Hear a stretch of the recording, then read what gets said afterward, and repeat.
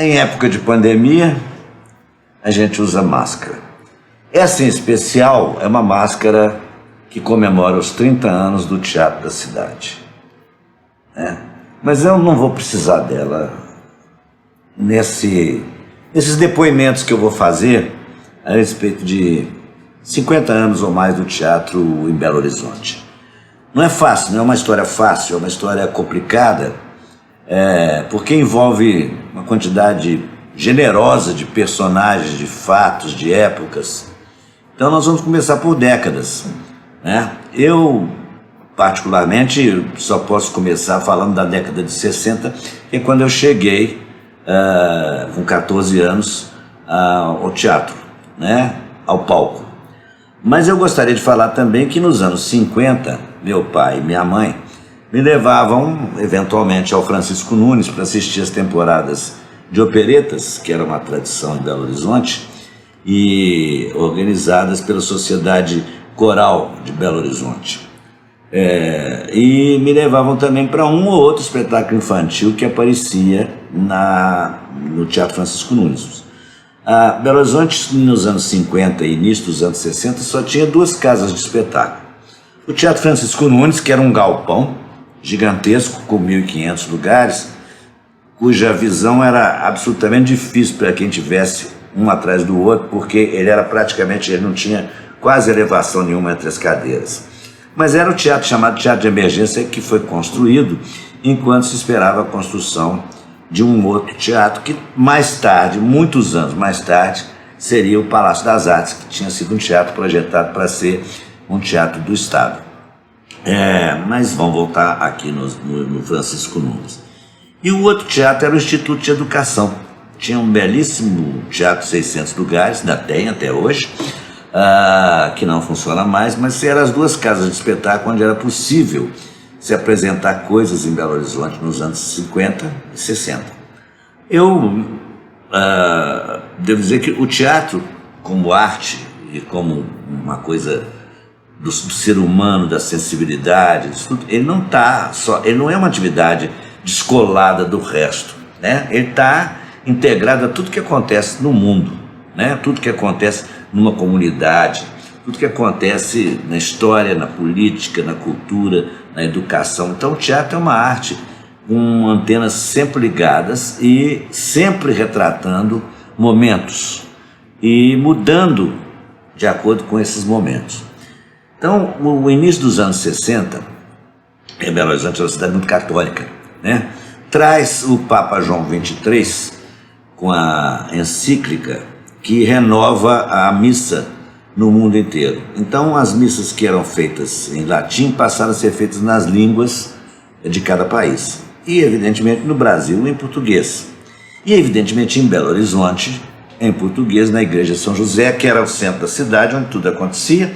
E a Igreja de São José passa, então, a fazer uma missa para jovens, para atrair jovens, às 18 horas do domingo. E essa missa que atraía jovens forma um núcleo, né, daqueles núcleos eclesiais de base que veio mais tarde a ser chamado de esquerda católica, que foram coordenados por alguns padres progressistas e que traziam uma nova visão do papel da Igreja Católica. Então esses núcleos criavam juventude, jovens, movimentos de jovens, juventude estudantil católica, juventude operária católica e juventude universitária católica. Esses grupos, então, se formavam nas casas paroquiais. E foi num desses grupos que eu entrei aos 13 anos com a turma do centro, chamava Juventude do Centro. E a gente ficava ali na casa paroquial, fazia encontros, fazia leituras, fazia discussões, fazia bailes, fazia festas, namorava, paquerava, tudo isso que o jovem, o adolescente podia fazer, né? E ali também se criou um grupo de teatro, dirigido por um dos jovens, um pouco mais velho do que eu tinha 13 para 14 anos, que era o Arnaldo Brescia. E a família Brescia era muito famosa em Belo Horizonte, não só pela atividade artística, mas pela atividade médica também, muitos médicos. E essa família participava das operetas, tinha artistas plásticos, tinha cantores líricos, enfim, e tinha gente de teatro. E o Arnaldo Bresser, cria esse grupo Teatro Jovem, e começamos a ensaiar, então, o primeiro espetáculo, né? Não que não houvesse outros núcleos fazendo teatro em Belo Horizonte, havia, mas eles eram também localizados nessas comunidades de base, nos bairros, Padre Eustáquio, Santo Agostinho, Floresta, né? Então, o Teatro Jovem, a JUCEM, Juventude do Centro, cria o grupo Teatro Jovem. E eu vou fazer a primeira peça com 14 anos, onde eu fazia, no Pequeno Príncipe, que era uma adaptação do Saint-Exupéry, eu fazia o vaidoso, e também eu era o contra-regra do espetáculo e fazia uma parte da iluminação. Imagina o que era fazer iluminação naquela época no teatro, como o do Instituto de Educação, que as chaves eram aquelas chaves de facão, grandes, enormes, você podia tomar choque a qualquer hora, e você não via o espetáculo, porque elas ficavam fora do palco, e dentro do palco, mas fora da visão. E tudo isso foi um começo, um começo na minha vida.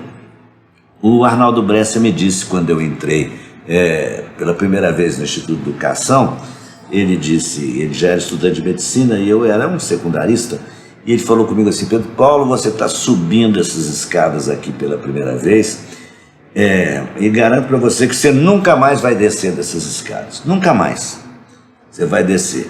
Você vai entrar no teatro e vai ficar no teatro como todos nós ficamos. Todos eram mais ou menos mais velhos do que eu e alguns da minha idade. Esse elenco do Pequeno Príncipe era formado por esses jovens desse movimento, dos quais apenas 2 continuaram fazendo teatro mais tarde.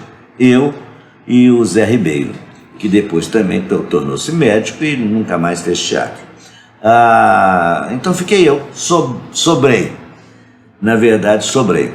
E aí eu passo a integrar tudo que era coisa de teatro que acontecia na cidade, me interessava, né? Todos os movimentos, assistir todos os espetáculos que pudessem vir à cidade, né? Acompanhar o movimento das pessoas, acompanhar pelos jornais tudo que acontecia, né? Não eram muitos os grupos nessa época em Belo Horizonte.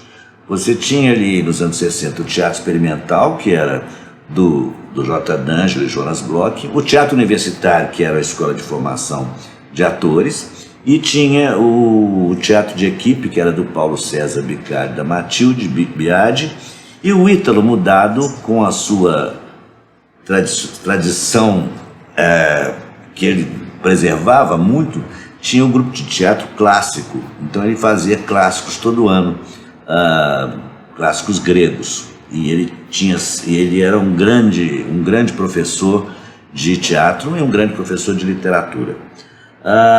Essas pessoas, todas muito mais velhas do que eu, foi com elas que eu comecei a me relacionar. Bem, logo no ano seguinte, depois que a gente fez o Pequeno Príncipe, 64, veja bem, ano do golpe militar no Brasil, em março nós estávamos estreando, antes do golpe, o Pequeno Príncipe no Instituto de Educação. Houve lá um episódio onde a gente experimentou a mão pesada da polícia, que foi o Instituto de Educação ter marcado, na mesma data, um concerto da orquestra e do coral da Universidade Federal de Minas Gerais e um espetáculo nosso no mesmo dia e no mesmo horário. O espetáculo infantil, aliás, se fazia à noite naquela época, 8 horas da noite, 7 horas da noite. E houve um quiprocó na porta que foi chamado DOPS para resolver, e evidentemente o peso da universidade valeu muito mais do que o peso de nós jovens, do que o nosso grupo de jovens podia ter. E nós então abrimos mão de fazer espetáculo naquela noite para a Orquestra Sinfônica, que já estava montada no palco, né, e o coral fazerem a sua apresentação. Acabamos assistindo, era muito bonito. A universidade mantinha o coral e a universidade. Esse coral mais tarde vai se chamar Ars Nova e vai ser um dos grandes corais do mundo. Belo Horizonte tem isso, né? As coisas ficam muito quietas e de repente elas explodem pela qualidade, pelo talento, né? das pessoas que fazem a arte aqui nessa cidade. Então, esse foi um 1964 difícil, porque eu com 14 anos não imaginava o que era esse golpe. Eu não tinha ideia exata do que era aquilo. Eu vi o meu pai, meus tios e as famílias, todas a favor desse golpe, contra o comunismo, que até hoje não se sabe onde estava esse comunismo, não apareceu nunca. Se tivesse 200 comunistas no Brasil, era muito. Mas esse foi o golpe militar que começou em Minas Gerais, com os generais Olímpio Mourão Filho e Carlos Luiz Guedes. Foi daqui que começa o golpe, e o governador é Magalhães Pinto. Então você vai ver que o golpe desce a serra e vai parar no Rio de Janeiro, onde as tropas se confraternizam, todo mundo se beija, se abraça. João Goulart vai para o Rio Grande do Sul, onde o Brizola forma uma cadeia de resistência, e acaba que o João Goulart se exila no Uruguai por não poder mais governar, e no lugar dele assume o presidente do Congresso, porque o João Goulart já era vice do Jânio, que tinha renunciado. Tudo isso parece que, estou contando, repetindo a história para quem conhece, mas para quem não conhece são fatos interessantes. O Brasil mudou, deu uma guinada em direção à direita naquele momento, né? E nós continuamos fazendo teatro.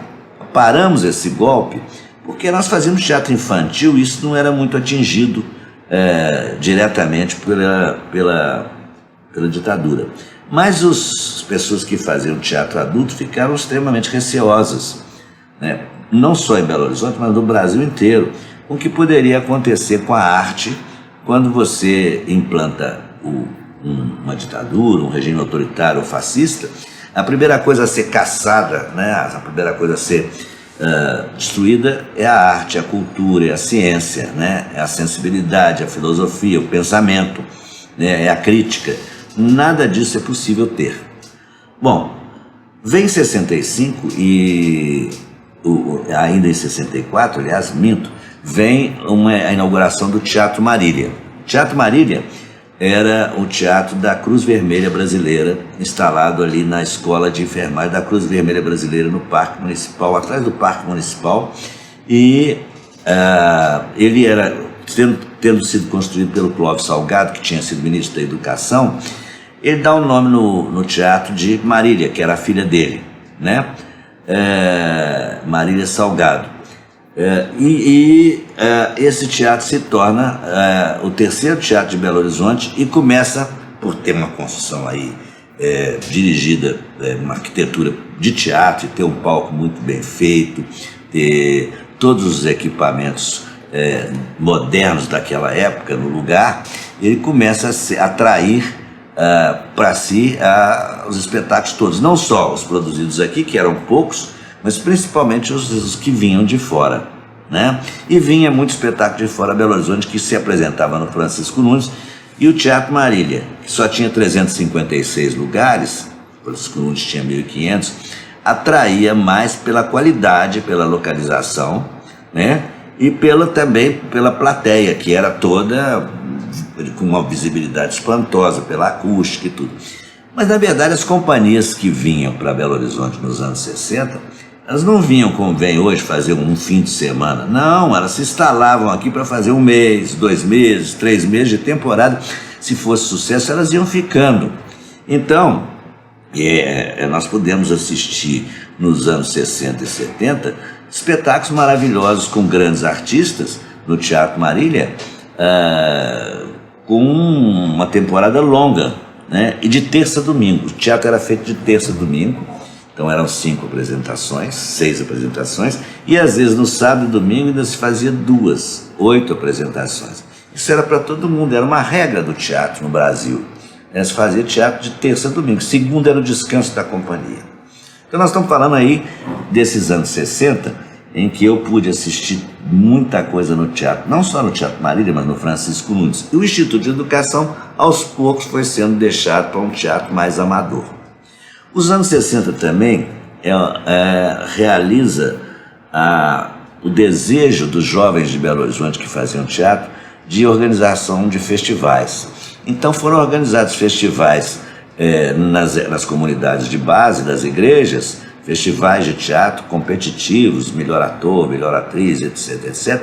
E também foram organizados festivais estudantis de teatro. As escolas disputavam quem tinha o melhor grupo, porque toda escola tinha um grupo de teatro, toda boa escola tinha um grupo de teatro. Então os festivais estudantis de teatro, chamado FETO hoje, depois foi reaberto com o nome de FETO alguns anos atrás, esses festivais estudantis de teatro, eles reuniam colégios que com seus grupos de teatro podiam disputar em algum lugar que tivesse um bom auditório. Todos os colégios tinham um bom teatro, um bom auditório, um prêmio, ou qual colégio era melhor no teatro, tudo. E havia uma disputa acirrada nessa época: Colégio Estadual, Colégio Marconi, Colégio Anchieta, os colégios católicos quase todos tinham seus grupos. Santo Agostinho tinha um grupo muito bom de teatro, e vai por aí. Isso era Belo Horizonte dos anos 60, em que tudo começava a acontecer. Parece que Belo Horizonte, na verdade, nasce nos anos 60. Essa é que é a verdade. Ao nascer nos anos 60, essa questão da arte, que então era muito incipiente, ao nascer nos anos 60, ela também traz uma juventude com ela, uma juventude que inquieta, uma juventude ligada à política estudantil, aos movimentos de esquerda, aos movimentos de base da igreja. Essa juventude vai integrar esse movimento teatral que acontece na cidade. Olha que interessante. Também algumas escolas de língua, como a Aliança Francesa e a Cultura Inglesa, mantinham grupos de teatro para você fazer teatro na língua que estava sendo ensinada. E aí aparece uma escola chamada ETMIG, Escola de Tradutores e Intérpretes de Minas Gerais. Era uma escola muito interessante que trazia o ensino de inglês, francês, alemão, russo, espanhol e italiano, e formava tradutores e intérpretes realmente em cursos de 3 a 5 anos. Eu me matriculei nessa escola porque eu era inquieto com a questão das línguas, em alemão e russo. Francês e inglês eu já vinha estudando desde os 7, 8 anos de idade. Então eu me matriculei para entender melhor essas duas línguas, que línguas dificílimas e ali. Só que a ETMIG, ela não ficava só no ensino de línguas, ela tinha coral, ela tinha orquestra e tinha um grupo de teatro. É exatamente aí, em 65, que esse grupo de teatro vai estrear na inauguração, logo depois da inauguração do Teatro da Imprensa Oficial, uma peça do Martins Pena, uma comédia que se chamava O Soldado e o Sacristão, ou As Desgraças de uma Criança, onde vão surgir algumas pessoas muito interessantes que vão ficar realmente no teatro. Um deles, Ronaldo Bosque, e o outro, Raul Belém Machado. Mas surge nessa época a figura do Elvésio Ferreira. O Elvésio Ferreira veio para Belo Horizonte para se tratar de uma tuberculose, e aqui ficou. Belo Horizonte era uma cidade que tratava tuberculosos, assim como Campos do Jordão. O clima de Belo Horizonte nos anos 30, 40, 50, 60, era possível realizar a cura da tuberculose ou a melhoria substancial dos que contraíam tuberculose. Depois vem a medicação, vem outras coisas. Então Belo Horizonte atrai. E o Elvésio Ferreira veio do Rio de Janeiro, do estado do Rio, para ser aqui para se tratar aqui. E evidentemente faz o teatro universitário, é aluno, forma-se e cria um grupo junto com a ETMIG, junto da ETMIG, da Escola de Tradutores e Intérpretes, e também mais tarde vai criar outros grupos. O Elvésio Ferreira, ele trazia uma inquietação sobre a questão do teatro infantil. Ele gostava de fazer teatro infantil. Então é ele que vai dar o pontapé inicial em muitos espetáculos infantis, e vai participar de muitos espetáculos infantis, para que Belo Horizonte se tornasse a capital do teatro infantil no Brasil nessa década de 60. 65 inaugura o Teatro da Imprensa Oficial com o espetáculo Os Três Médicos, de Martins Pena, com funcionários da imprensa oficial. E o teatro também é colocado à disposição do público para, a partir daí, então, receber as produções que pudesse.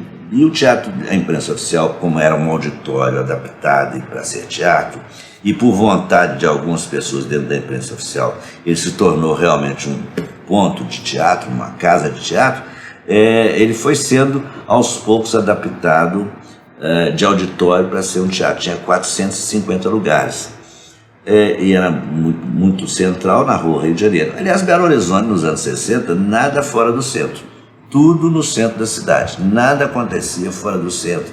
Todo mundo que queria ir a algum lugar tinha que passar pelo centro. Não existia condução bairro a bairro. As pessoas não tinham carro, então o ônibus vinha para o centro, acontecia tudo no centro, ou se você quisesse ir a outro bairro, você tinha que tomar 2 ônibus e ir a outro bairro. Então é isso que Belo Horizonte era uma cidade de o quê? 700 mil habitantes, né? Nesses anos 60. Bom, era difícil o público, era muito difícil ter público naquela época aqui. Era quase que a gente pegava o público a laço, né, para poder ir ao teatro. Não era simples e a imprensa também não colaborava. Embora houvesse vários jornais, a imprensa não colaborava com os espetáculos mineiros. Eu não esqueço de um jornalista que colocou uma crítica, uma frase, uma crítica no jornal, dizendo se o espetáculo era bom ou era mineiro. E a gente ficou muito revoltado com o Ângelo Prazeres, que muito mais tarde vai refazer essa sua opinião, né, sobre o teatro, e passa a ser um grande incentivador do teatro.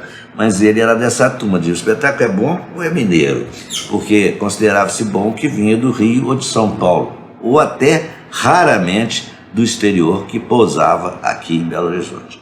Belo Horizonte é uma cidade triste por isso, porque ela fica na encruzilhada entre o poder central, que é o poder político, que é Brasília, o poder do dinheiro, que é São Paulo, e o poder da mídia, que é o Rio de Janeiro. Então ela recebe influência, sendo esse centro, e é também uma cidade teste, uma cidade de passagem.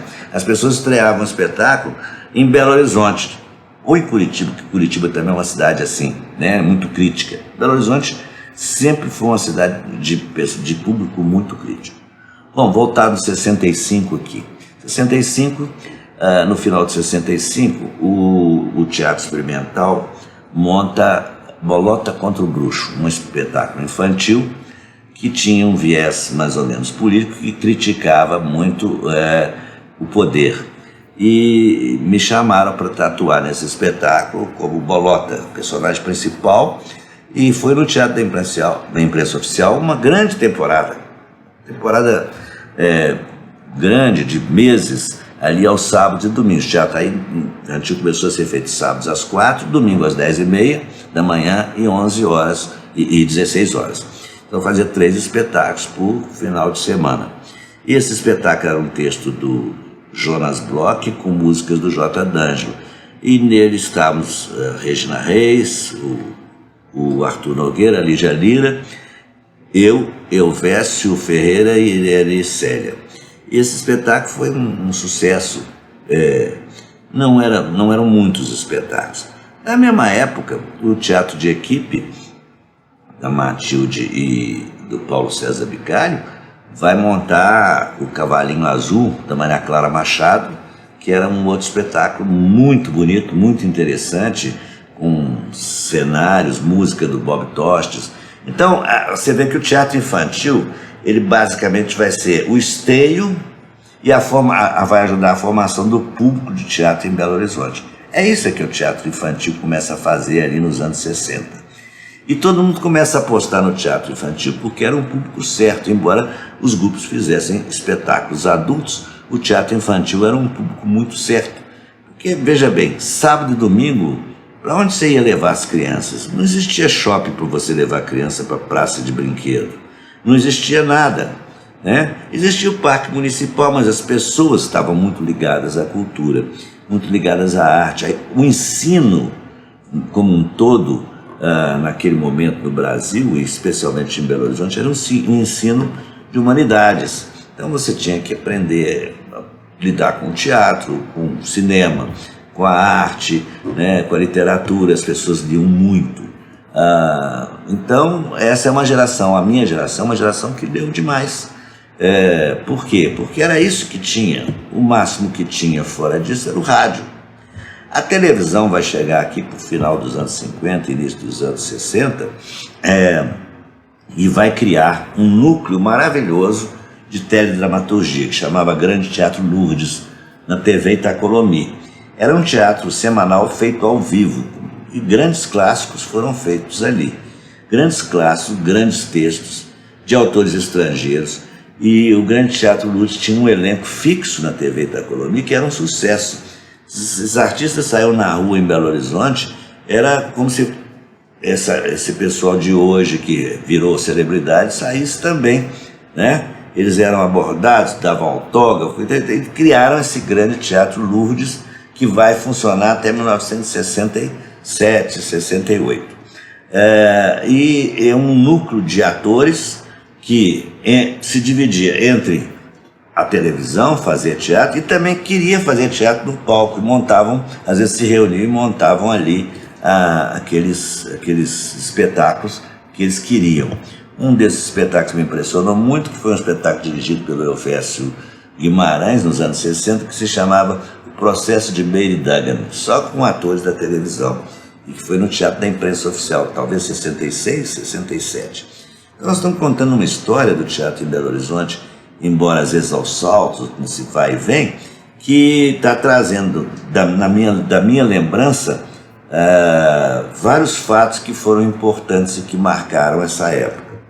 Em 66, o D'Angelo e o Jonas resolvem criar um curso de teatro para poder achar mais atores no meio dessa juventude. Então eles criam ali na Associação Comercial de Minas, na Rua Curitiba, eles criam um curso livre de teatro durante o ano de 1966. E muita gente se matricula nesse curso livre de teatro, inclusive eu.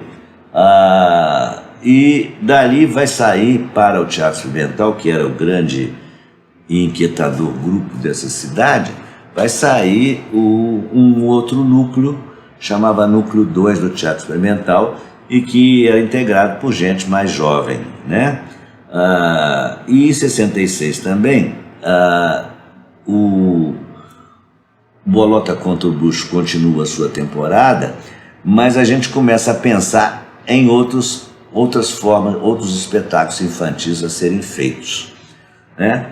E o que vai desaguar lá em 67 em dois grandes momentos do teatro em Belo Horizonte. O primeiro momento é o momento do teatro infantil. Um grupo de pessoas que sai da ETMIG resolve se reunir e montar uma peça que vai ser um sucesso estrondoso nacionalmente. Chamava-se Liderato, o Rato que era líder. Um texto do André Carvalho, do Gilberto Mansur, com músicas do maestro Aécio Flávio, e uma cooperativa de pessoas, de 12 atores, 11 atores e mais o diretor, que era o Elvésio Ferreira, e que monta esse espetáculo. Por que esse espetáculo vai ser um divisor de águas e vai projetar o teatro infantil de Minas no Brasil inteiro? Primeiro, pela qualidade do espetáculo, que era muito bom. Segundo, porque era um musical. Terceiro, porque era um espetáculo que, em plena ditadura, ensinava as crianças a necessidade do voto ou da escolha correta de um candidato à presidência da República, já que não podia votar no Brasil, né? E esse espetáculo logo se torna uma febre, não só para as crianças que iam para o teatro assistir aquela história muito engraçada de um rato muito populista e que distribuía benesses para todo mundo, mas na verdade distribuía queijo, e um outro que tinha ideias progressistas de mudar a Ratolândia, que era o país dos ratos. E no final do espetáculo, depois de uma trama em que havia um gato, precisava de matar esse gato, ou sumir com esse gato, que era o grande vilão da história. As crianças sobem ao palco para aprender a votar e votavam, e em geral votavam no Ratildo, que era o candidato contrário ao Liderato Rato, que era líder, que não era líder de coisa nenhuma, né? Alguma coincidência com os dias de hoje? Essa era só mera coincidência, não foi escrito para os dias de hoje. Os dias de hoje é que são uma coincidência aparecer tanta gente parecida com esse Liderato, né? Que era um rato corrupto, bandido e tudo, e que as crianças então decidiam ali. Já da imprensa oficial, onde nós estreamos, tinha 450 lugares e lotava sábado e domingo, e nós também fazíamos espetáculos fora, nas escolas, nas instituições, nas empresas, onde a gente pudesse ir com aquele espetáculo. Durante os dias de semana a gente ia.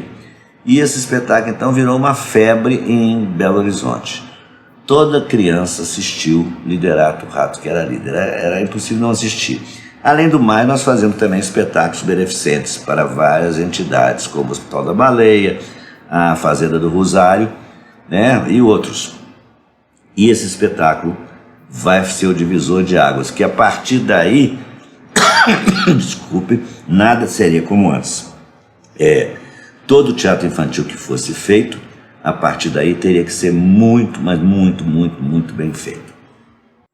Vou voltar um pouquinho aqui no Teatro Marília, porque é preciso de considerar que o Teatro Marília, com a chegada dele na cidade, ele vai se tornar o grande centro cultural de Belo Horizonte. Por quê?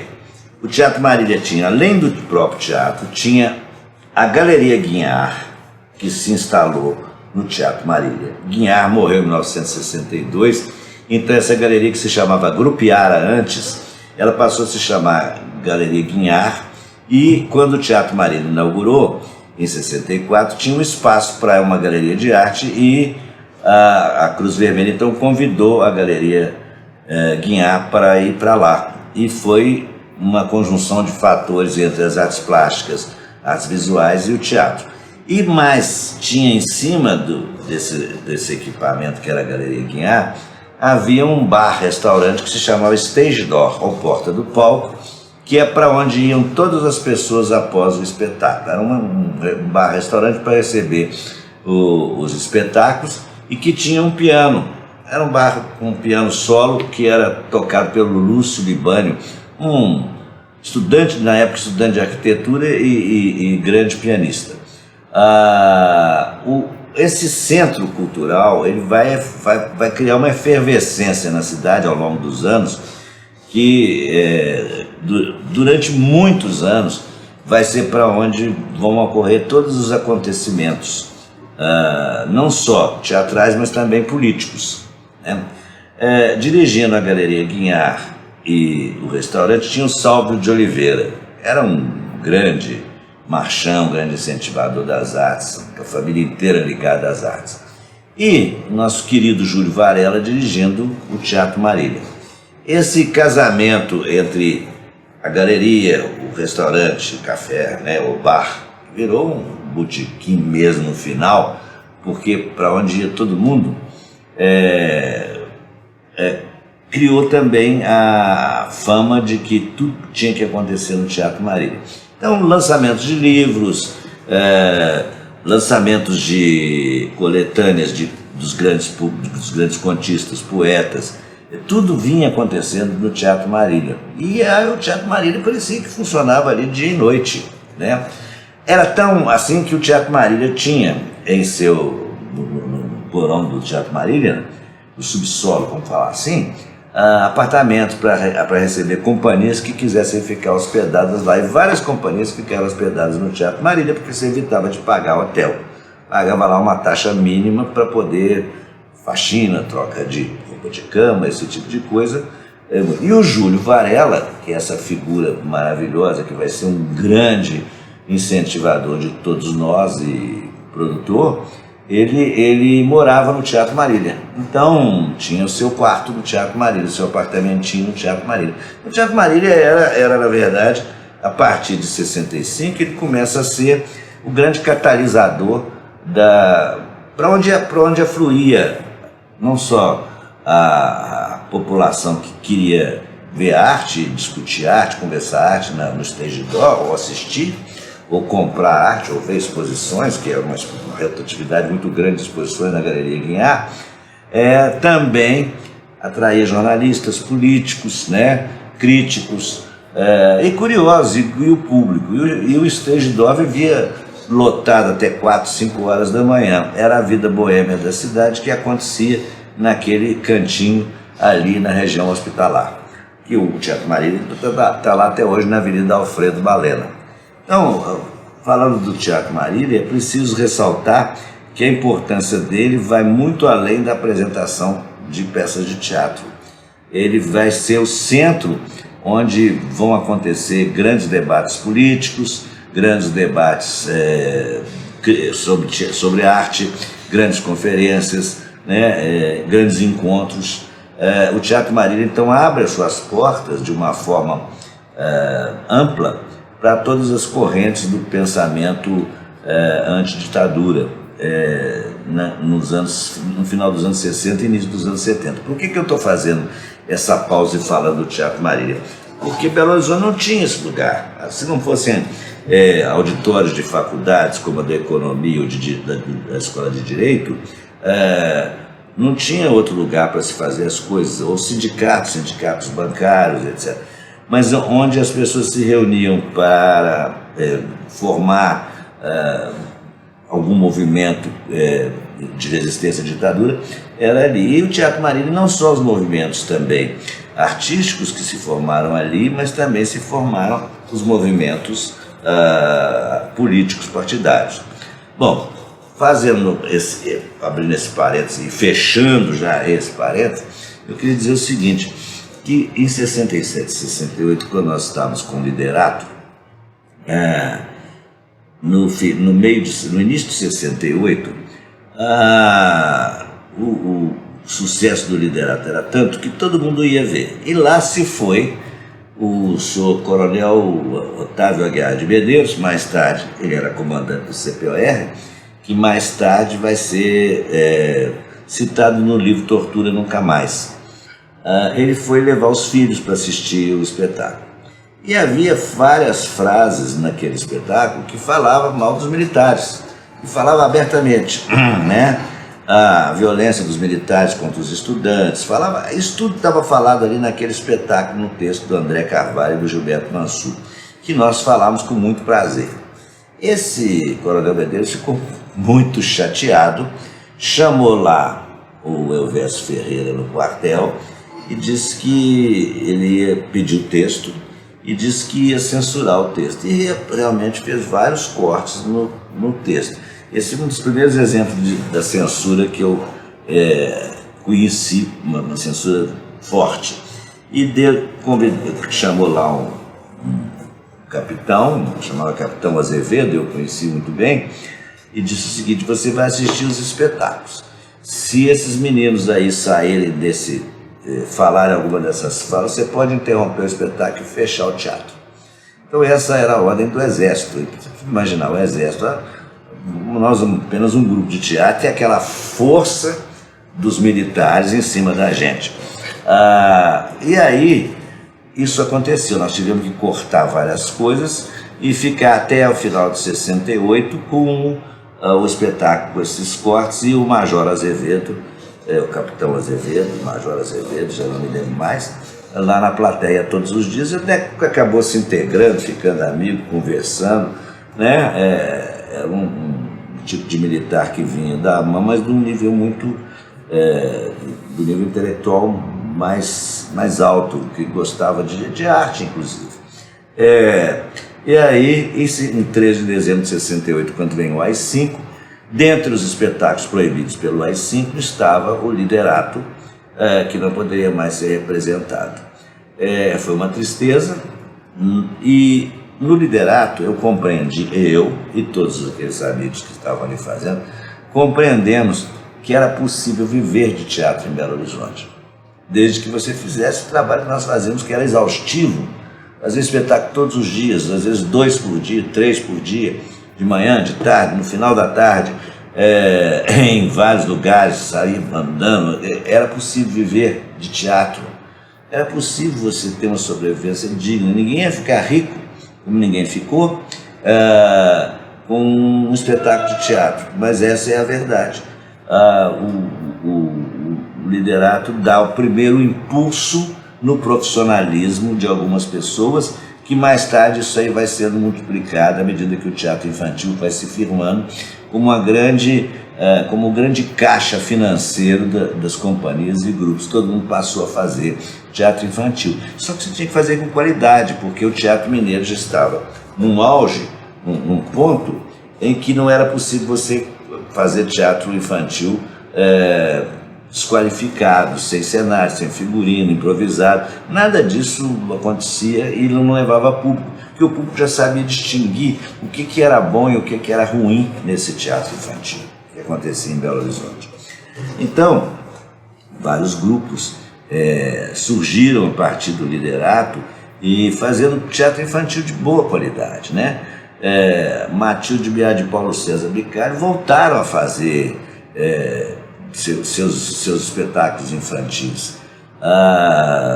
O Chery Cohen criou um grupo, uma companhia, também já, mas lá para o início dos anos 70, para fazer espetáculos infantis, porque ganhava-se dinheiro, era uma forma de entretenimento, era uma coisa que entrava direto na bilheteria, né? E sem tributos, porque o teatro não era uma atividade tributada. Hoje mas não era uma atividade tributada naquela época. Então, a primeiro embate com a censura que nós tivemos foi aí. Mas vou voltar em 67, porque em 67, junto com o liderato, acontece um espetáculo que também vai ser um divisor de águas na produção teatral de Belo Horizonte.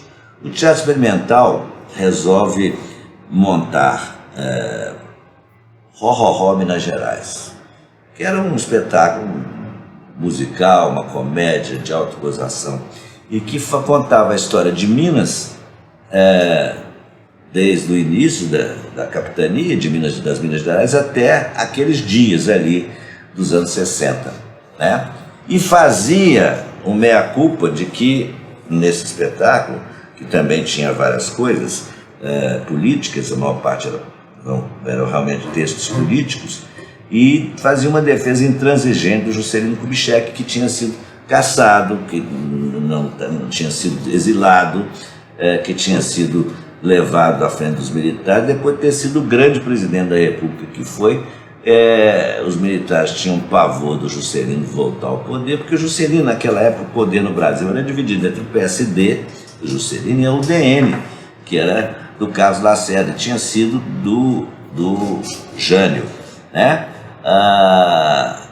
E aí o que foi? A perseguição ao Juscelino foi algo assim, assustador, até ele morrer assassinado em 1976. Então nós colocamos o Juscelino, nós, quando eu digo Teatro Experimental, eu apenas era uma espécie de estafeta, de um office boy do Teatro Experimental nesse espetáculo, e assisti os ensaios, e tudo isso começou numa reunião na casa do Jonas Bloch, no edifício Levi. Ele queria fazer um espetáculo chamado Minas e os Mineiros, e acabou surgindo esse grande espetáculo em 2 atos, que era Ró Minas Gerais, que era no fundo, uma grande homenagem, um grande resgate da vida do Juscelino Kubitschek, embora atravessasse os séculos contando a história de Minas Gerais com muito humor, muita poesia, muita música e muita tragicidade também, porque a história de Minas Gerais é feita de muitas lutas, né? De muitas batalhas na Inconfidência Mineira, né? E outras batalhas. Então estava tudo ali resumido naquele espetáculo. Em 67. E nesse mesmo ano, nesse espetáculo, o Juscelino foi o convidado principal, o ex-presidente Juscelino Kubitschek foi o convidado principal para a estreia. E eu não esqueço isso, até eu relatei isso no livro sobre Juscelino, o meu encontro com o Juscelino depois de tantos anos que eu não o via, porque eu vi o Juscelino quando era menino, porque a mãe dele era amiga da minha mãe. Eram ambas professoras primárias, se visitavam porque tinham vizinhas parentes, e a minha mãe acabou ficando amiga da mãe do Juscelino. Você imaginar que a dona Júlia Kubitschek tomava lá um táxi na casa dela e descia ali no centro da cidade, a mãe do presidente da República, né, na porta do edifício Vila Rica, onde nós morávamos, naquele mínimo apartamento, e ia tomar café com a minha mãe ao chá no final da tarde. Às vezes, uma vez por mês ela ia, aparecia e tudo. E eu, nesse dia do Juscelino no Teatro da Imprensa Oficial, e é bom dizer que o Teatro da Imprensa Oficial não tinha entrada pela Rua Rio de Janeiro, foi nós que construímos. Para você acessar o teatro, você tinha que entrar pela Augusto Lima, passar toda a imprensa oficial, jardins, subir uma escadaria e chegar no teatro. Nós construímos uma entrada em madeira, toda em madeira, uma bilheteria, uma entrada de madeira que era a chegada no teatro. O espetáculo estava para começar e o Juscelino não chegava. O Jonas Bloch me chamou e falou assim: olha, nós vamos começar o espetáculo, que não dá mais para esperar, já está com 20 minutos de atraso. Se o Juscelino chegar, você fica lá fora e espera o Juscelino. E eu fiquei lá fora esperando o Juscelino, que de fato chega. Chega acompanhado do deputado Carlos Murilo e da mulher do deputado Carlos Murilo e de mais o Serafim Jardim, que era o seu secretário particular, que inseparável. E aí, o que acontece? O Juscelino vai subindo as escadas. Eu avisei que já tinha começado. Se alguém quiser ler a história, tem mais outras coisas, mas é muito grande, então não vou contar. E aí ele entra no Teatro da Imprensa Oficial. Você entrava pelo meio da plateia. A plateia era dividida, uma parte da frente, você entrava ali. Quando ele entra ali, um espectador grita assim: gente, olha o presidente Juscelino aqui. Aí o espetáculo parou. O espetáculo parou, o público de pé, aplaudindo, no dia da estreia, carregam o Juscelino no colo até a cadeira, lá na primeira fila, e os atores todos parados no palco, congelados. E o D'Angelo pergunta se gostaria que começasse de novo o espetáculo, que já tinha uns 15, 20 minutos de espetáculo. Ele falou que não, que definitivamente pegava dali. Aí a turma começa, o público, e nós então começamos, nós que eu digo, os atores, o elenco, começaram de novo o espetáculo, e foi uma ovação cada vez que se tocava Peixe Vivo, cada vez que se tocava, falava uma frase do Juscelino, ou que se fazia uma menção, o público vinha ao delírio. Esse é um momento também muito político, muito especial do teatro em Belo Horizonte. No mesmo ano, um pouco antes, o Paulo César Bicalha tinha montado um espetáculo fantástico, que com a Maria Olívia, a Matilde Biadi e o Orlando Pacheco, que era a Noite dos Assassinos, do cubano José Triana, e que também protagoniza o primeiro nu de seios do teatro em Belo Horizonte. Foi em 67, com a Maria Olívia fazendo uma personagem nessa Noite dos Assassinos. Um espetáculo muito instigante, muito interessante, também no Teatro da Imprensa Oficial. Então vocês vão ver que entre o Teatro da Imprensa Oficial e o Teatro Marília vai se dividir a produção. E o Teatro Francisco Nunes fica mais ou menos deixado para shows de música, porque a amplificação chegava melhor ao fundo do teatro, para shows de humor e alguns poucos espetáculos locais. Mas o Teatro Marília também passa a receber grandes artistas, como Paulo Altrano, como Tônia Carreiro, como Fernanda Montenegro, e a imprensa oficial também pega um pouco desses grandes artistas que vinham fazer temporada aqui em Belo Horizonte nesses anos 60. Então 67 marca definitivamente um engajamento do teatro de Belo Horizonte numa luta política. Os grupos passam a ser políticos, e o Zé Antônio de Souza, que era professor do Teatro Universitário, cria o Grupo Geração. Era um grupo também com vários artistas de esquerda que estavam dispostos a fazer espetáculos que contrariassem mesmo ou denunciassem o regime de autoritarismo que nós estamos vivendo ali nesses anos 60. 68 vai trazer para Belo Horizonte, vai trazer para nós um espetáculo fantástico que foi dirigido pelo Zé Antônio de Souza e o Grupo Geração, do qual participei como ator, mas na companhia de grandes atores, né, que foram Vilma Henrique, Vilma Patrícia, Zé Maier começando a fazer, mas Zé Maier estreia nesse espetáculo aí, Se Correr o Bicho Pega, Se Ficar o Bicho Come, que era do Oduvaldo Viana Filho e do Ferreira Goulart, no Teatro da Imprensa Oficial. E o espetáculo ficou muito marcado desde o início que nós anunciamos, de ser, enfim, quebrado pelo comando de caça aos comunistas, como tinha acontecido com Roda Viva no Rio de Janeiro. Então nós tivemos que nos proteger durante todo, não só a parte de ensaio, mas a parte também de apresentações no Teatro da Imprensa Oficial, com o movimento estudantil que ia para lá toda noite, o pessoal com porrete, porque se houvesse uma invasão, nós iríamos resistir, não iríamos ser pego de surpresa igual o pessoal do Roda Viva do Chico Buarque foi pego no Rio de Janeiro e quebraram o teatro, bateram nos atores, quase mataram. Isso foi um momento muito doloroso para as artes no Brasil. E aí o que acontece com o Se Correr o Bicho Pega, Se Ficar o Bicho Come? Eram 47 pessoas no elenco, não cabia dentro do palco. Tinha coro, tinha orquestra, tinha músicos, né, e os atores. É uma história do coronelismo nordestino, isso é um viés do Ferreira Goulart, que conta isso muito bem, com o Oduvaldo Viana Filho, com aquele humor cáustico que ele tinha de escrever para o teatro e criar personagens que eram absolutamente réplicas, né, ou críticas, ou personagens irônicas a respeito da política no Brasil. Oduvaldo Viana Filho veio a ser o grande autor do teatro brasileiro a partir dos anos 60, 70, né, quando se forma lá o Teatro de Arena em São Paulo e também o Grupo Opinião no Rio.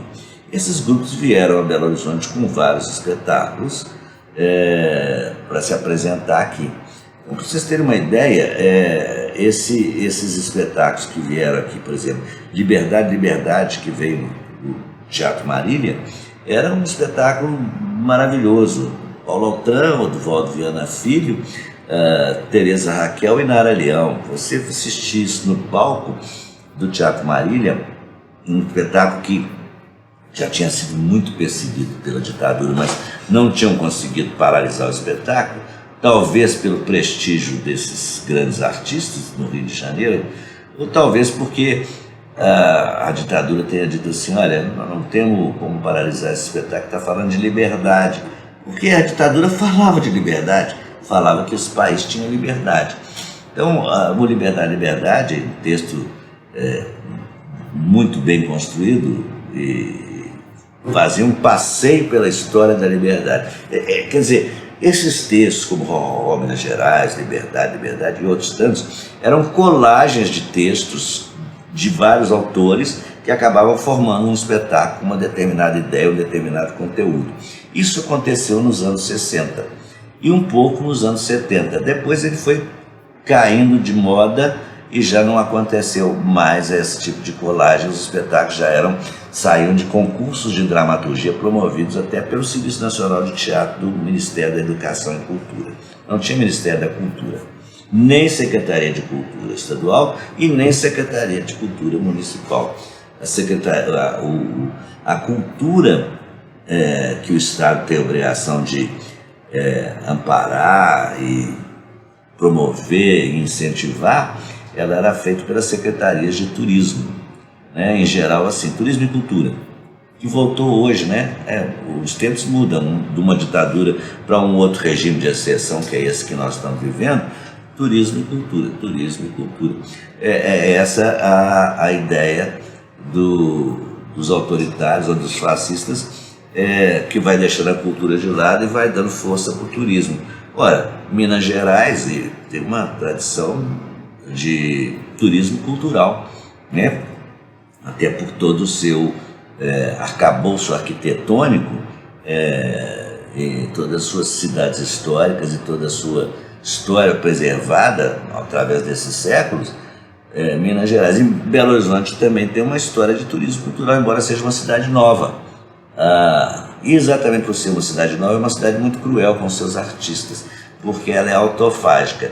A própria cidade vai devorando os seus artistas. Se você não tiver uma capacidade de resistência muito grande e não souber enfrentar os desafios que é viver em Belo Horizonte com arte, você não vai conseguir vencer nada. Você vai desistir, como eu vi tantos talentos desistirem a partir desses anos 60 que eu chego, muito menino no teatro. Eu vi muita gente boa falar assim, não dá, e sair. Como o jornalismo também, né? Os anos 60 foi pródigo exportar os melhores jornalistas de Belo Horizonte para as redações do Rio e de São Paulo, onde formaram grandes jornais e grandes revistas. E aqui foi ficando a míngua, embora houvesse bons jornalistas nas redações dos jornais e da TV. Agora eu vou falar um outro aspecto a contar, porque esse é muito, muito interessante. Eu falei lá atrás do teleteatro da TV Itacolomi. Em 68, as televisões locais acabam e transformam-se em redes. Então, a Rede Globo vai se instalar aqui e a TV Itacolomi acaba e vira parte da Rede Tupi. Televisão, uma do Zumarinho, outra do Assis Chateaubriand. E a Rede Globo então se instala aqui como rede nacional. E a Rede Tupi acaba e desemprega todo aquele elenco que estava ali há anos fazendo teleteatro. E desemprega assim, né? E o teleteatro ele tem uma história muito interessante na formação do público e na formação desses artistas, desses atores, que do dia para a noite ficaram com a mão na frente e outra atrás, sem saber o que fazer. Então, em 68, cria-se um movimento chefiado pela Vilma Henriques, que se chamava Moram, Movimento de Reintegração do Artista Mineiro. Por quê? Isso era para reintegrar o artista da TV, que tinha saído ali, só sabia fazer TV, poucos sabiam fazer teatro, são linguagens diferentes, né? E se integrar ali no meio teatral, né? E a Vilma Henriques, então, começa a capitanear esse grande movimento dos artistas e reúne o pessoal de teatro com o pessoal de televisão, vira uma coisa só, uma classe teatral só.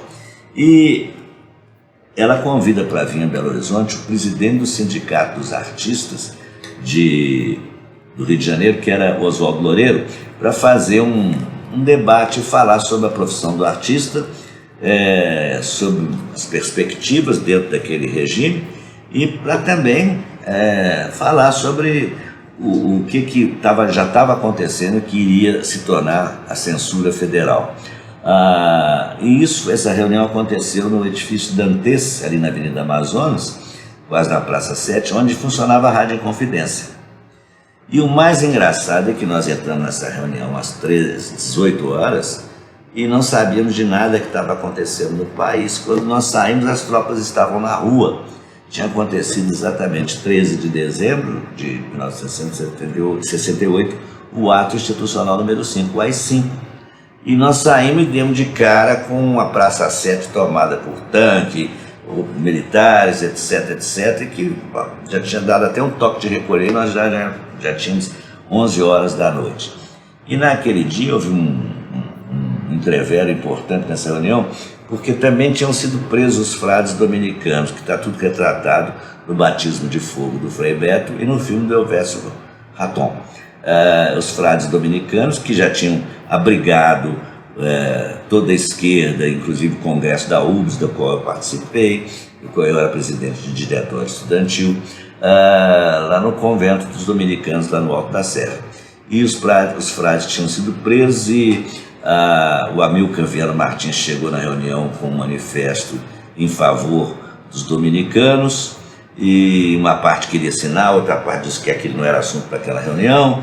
E, enfim, ali você viu quem estava indo para um lado também, quem estava indo para o outro naquele momento histórico. Foi um momento histórico muito importante aquela reunião. Mas saímos dali, os militares nos cercaram, pediram identidade, o que vocês estavam fazendo, uma reunião de artistas, etc. Mas cada um foi embora para sua casa sem ser muito incomodado e se instalou à noite, efetivamente, no Brasil, com a decretação do AI-5. Tudo proibido, Congresso fechado, todas as instituições paralisadas, o país paralisado, porque o AI-5 era um instrumento de exceção violento, que vai criar a censura federal. Mas em 68, antes do AI-5 ser criado, o Teatro Experimental monta Numância, ou Ficar a Pátria Livre. Texto de Cervantes, imagina, adaptado para os dias atuais, em que há um cerco à cidade de Numância feita pelos romanos, e os numantinos resistem. E tudo estava ali dentro, num teatro do Teatro Marília. E esse espetáculo era belíssimo, e com mais de 20 atores e tudo, mas era um espetáculo que não teve tanto público. Ele quase que levou o Teatro Experimental à falência. O que tinha ganho com o Ró Minas Gerais, o Teatro Experimental vai perder em Numância. Ele tinha comprado uma sala, numa letra, tinha comprado uma Kombi para fazer produção. Olha só, os sonhos do gênero de teatro acabam rápido e facilmente. E aí, o Numância vai ser um espetáculo de grande importância naquele momento ali, no panorama cultural de Belo Horizonte, como denúncia do que era o regime militar. Muito bem, vem em 69, eu particularmente tenho que me afastar do teatro porque eu fui servir exército, mas eu continuei ligado aos ensaios, a vários espetáculos que aconteceram, e nesse 69, eu dentro do exército, eu consigo ser uma espécie de animador cultural. Levei ao quartel orquestra sinfônica da universidade, levei ao quartel coral, enfim, fizemos vários espetáculos de teatro dentro do quartel do CPOR. E eu fiquei nesse 69 ajudando o TIP. TIP era o Teatro Infanto Juvenil Popular, grupo fundado por nós para fazer o liderato. E o TIP, na sequência, vai montar, em 69, logo após a chegada do Homem à Lua, vai montar uma peça da Terezinha Soares que chamava Luno e Lunica no País do Futuro, ou seja, dois personagens que desciam na Terra e caíam no Brasil. Era um espetáculo infantil muito bonito, muito bem feito, bem realizado, que vai fazer temporadas não só em Belo Horizonte, mas fora. Todos os espetáculos infantis de Minas Gerais faziam temporadas fora de Minas Gerais. Brasília era uma praça assim, preferencial, porque era mais fácil chegar em Brasília, que tudo lá tinha um certo apoio, do que chegar no Rio e São Paulo. Mas fazíamos também no Rio e São Paulo e até em outros estados, né?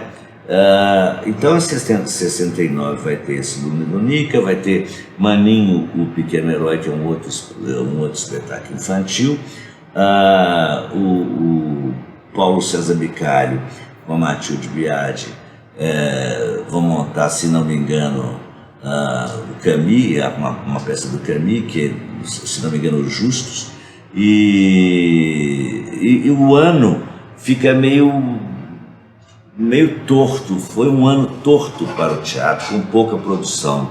Por que foi com pouca produção? Porque censura federal tinha se instalado na Polícia Federal. Antes desse AI-5, não havia uma censura explícita. Havia nas capitais ou nas cidades uma delegacia especializada em jogos e diversões. E esses delegados eram encarregados de fazer alguma espécie de censura na Polícia Estadual, né? Na Polícia Civil. Alguma espécie de censura que não faziam, porque eles não queriam fazer, não era deles, etc. Mas eles cobravam a taxa de inscrição lá na delegacia para você poder fazer o seu espetáculo. Tinha que fazer essa passagem por essa delegacia. A ditadura fez o seguinte, tirou esses censores, esses delegados, e criou em Brasília uma sede de uma Polícia Federal, uma censura federal na Polícia Federal. E fez um concurso público em que todos os censores teriam que ser advogados. E levou professores de arte para Brasília para ensinar aos censores os caminhos da arte. Isso aqui é uma jogada que foi muito esperta, porque você não teria mais o censor imbecil, burro, ele já estaria ali, pelo menos abastecido com o mínimo de informação sobre teatro, sobre cinema, sobre música, sobre literatura, sobre várias coisas que ele ia ter que censurar. Então, a criação desse serviço de censura foi um golpe nas artes como um todo, na música, no teatro, no cinema principalmente, na dança nem tanto, nas artes plásticas um pouco, mas basicamente na música, no teatro e no cinema, esse serviço atuou muito. E esses censores se formaram rapidamente, em menos de um ano eles estavam formados e atuando nas delegacias da Polícia Federal, nas unidades da Polícia Federal em todo o Brasil. Aqui em Belo Horizonte, esse serviço em 68 foi chefiado pelo Leopoldo Portela, que era um delegado da polícia de São João del Rei, amigo de quase todo mundo, gostava muito de teatro, de arte, e que quando a Polícia Federal viu que ele censurava pouco, tiraram o Leopoldo Portela e aí fizeram uma espécie de uma jogada de trazer, não deixar na cidade um censor daquela cidade. Eles mandavam para cá um cara do Amazonas, mandavam um cara daqui para o Rio Grande do Sul, para não conhecer aquelas pessoas, não ter relacionamento com aquelas pessoas ali. Isso foi um serviço de censura. Outra coisa que eles fizeram, você se fosse ator só podia trabalhar se você se registrasse na Polícia Federal. Então eles tinham um arquivo de todo mundo registrado que queria trabalhar em teatro. Era chamada carteirinha de puta, que a gente brincava, isso é uma carteirinha de puta, porque eles te davam uma carteirinha e quando eles iam liberar um espetáculo, todo mundo que estava em cena, ou mesmo fora de cena na parte técnica, tinha que estar registrado na Polícia Federal. Quer dizer, eles tinham um controle absoluto de quem fazia o que nas artes. E esse final dos anos 60 é muito triste por conta dessa chegada desses censores, por conta do AI-5, né? E também começa uma nova batalha, que é aí a luta armada, as guerrilhas, e o teatro não vai se furtar a participar de tudo isso de uma forma muito inteligente, muito hábil, mas ao mesmo tempo muito sofrida, né? De muito texto proibido, porque a censura funcionava assim, você tinha que mandar um texto para Brasília, lá eles censuravam o texto, depois eles faziam um ensaio geral na cidade em que o espetáculo ia estrear. Esse ensaio geral era cheio de censores, né? E esses censores então é que iam dar a palavra final na encenação. Eles eram muito espertos. Enfim, os anos 60, e eu me esqueci de tanta coisa, que isso aqui daria horas de conversa, esqueci de tanta gente, mas seguramente tem muita ilustração. Eu vou encerrar aqui esses anos 60. Se eu lembrar mais alguma coisa a partir dos anos 70, eu vou contando para vocês o que foi essa história do teatro em Belo Horizonte, como ela aconteceu e como é que ela fazia interface com as artes plásticas, com a música, com a dança, com a literatura, etc. Isso é muito importante. Não é do meu ponto de vista ou do que eu fiz, mas é do ponto de vista de um cidadão que estava inserido nesses movimentos todos e participando de tudo e fazendo com que a cidade tivesse um pouco mais de alegria e um pouco mais de cultura com o nosso trabalho. Obrigado e até a próxima.